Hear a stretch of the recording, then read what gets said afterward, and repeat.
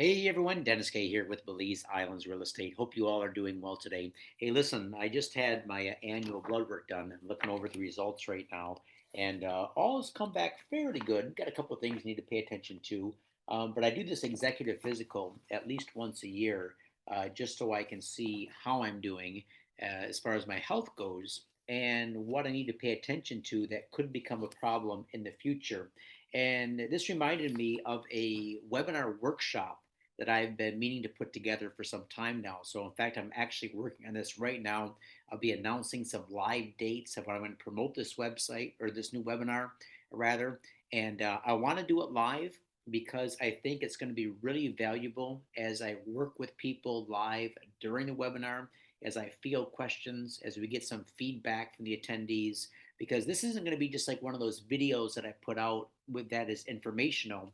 Rather, it's going to be very interactive. And it's going to be really tailored for three different groups of people that are looking at either investing in Belize, investing as a real estate purchase. So if you're looking to buy land, condos, islands, Airbnbs, homes, apartment buildings, whatever it is you're looking at doing in Belize, we're going to take a look at that aspect of investing in Belize, real estate. We're also going to be talking about those who are planning to move to Belize. Perhaps they're younger, they have kids, they're still in their working years.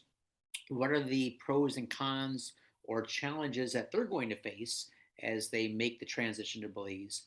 And then also, we're going to talk a little bit about those who plan on retiring to Belize and retiring in the strictest sense of the word, that being you are no longer working. So you are cashing out, you are hanging up your work clothes, and you just want to come down to Belize and have a great time. You want to sit on the beach and drink mai tais and scuba dive each day and fish and do all that kind of good stuff.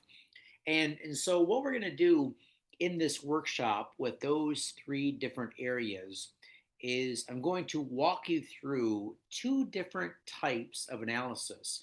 Number one is called a pre-mortem analysis, and I'll explain what that means in a minute. Pre-mortem analysis. And the second one is similar, but it's very different in content. It's going to be a pre-success analysis. All right, so keep that in mind. Pre-mortem analysis and pre-success analysis. So first of all, I'll just explain a little bit what a pre-mortem analysis is by using a term you might be more familiar with, and that is a post-mortem. So for example, if someone dies, maybe an untimely death, or even a suspected death, perhaps they've been sick for a while and the doctors just want to see, what is it really that caused their death? They will conduct a post mortem. So they will look at each part of the body, and there might be some obvious causes of death where one look and you might think, what, this is what killed them. It's obvious. But if you look underneath the surface, there might be some contributing factors to the cause of death, or the actual cause of death might not be so obvious. All right. So that's why doctors conduct this post mortem to see what really caused the death of someone.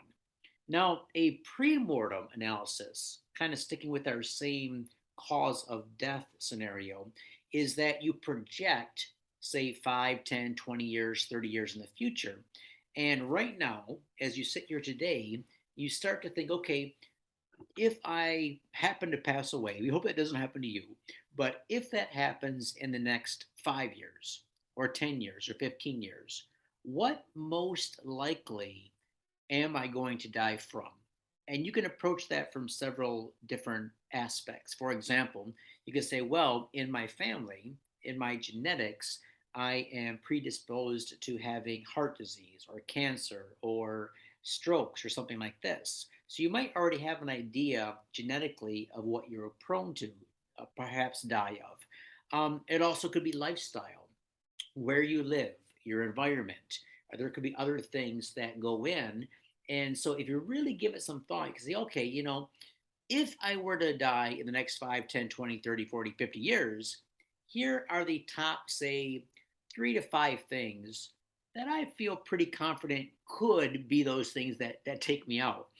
All right, then what you do is that you work backwards. Okay, if that's true, if this is basically these three to five things could cause premature death, then what could I do today, right now, and in the next 3, 5, 10 years to maybe minimize those risks? All right. Now, on the flip side, you might look forward to 3, 5, 15, 20, 30 years of your life, and you could say, what are the things that would most likely contribute to my overall success? Again, just sticking with health and fitness. What would you be doing today on a daily basis, or weekly, or monthly, or over the next 3 to 5 years that would contribute to not just not dying, but actually contribute to you living your best life, feeling good, looking good, being able to do things with friends, family, and loved ones? So that's just kind of in a nutshell how you would do that for a physical analysis. All right, now how do we do this in an analysis when it comes to either investing in Belize real estate, moving to Belize, retiring in Belize? Well, first of all, we would look at doing a post-mortem analysis. In other words, let's say you have a goal of investing in Belize real estate. All right, now you're doing this for the financial return. All right, you're doing this strictly for the dollar signs. And so you say to yourself, in the next 3, 5, or 10 years, here are my financial goals when it comes to Belize real estate. And what we would do is we would look at those goals and start to analyze, kind of project out. Now, if 3, 5, or 10 years or 20 years from now, I have a certain goal to reach, that's my target. But if I fail at hitting my target, what could be the top 5 to 10 reasons why I didn't hit my target? All right, they're going to be different for anybody or everybody, because not everybody has the same financial goals. Not everyone's going to be investing in the same way. But we kind of work on this together. Again, it's a workshop. So you say to yourself, okay, I have this goal of having X number of dollars coming in each month as passive income through my various real estate investments. Here's my target. I'm projecting out 5, 10, 15 years. If I don't hit the target, what would have to happen for me to fail? And what are the most likely reasons for failure?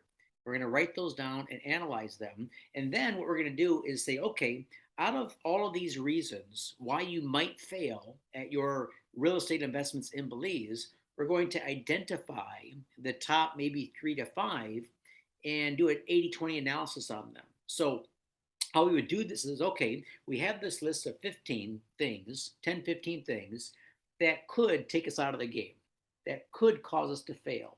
Now, which of those is most likely going to happen, or most likely could happen? What is the 80/20 analysis on those? And then we're going to identify what those are and then develop a game plan to overcome those challenges so we have the most likelihood of success.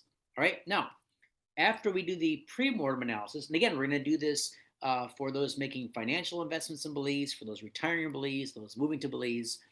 But after that, an equally important appointment, equally important, is conducting a pre-success analysis. Now, what does that mean? Again, project yourself out 5 years, 10 years, 20 years.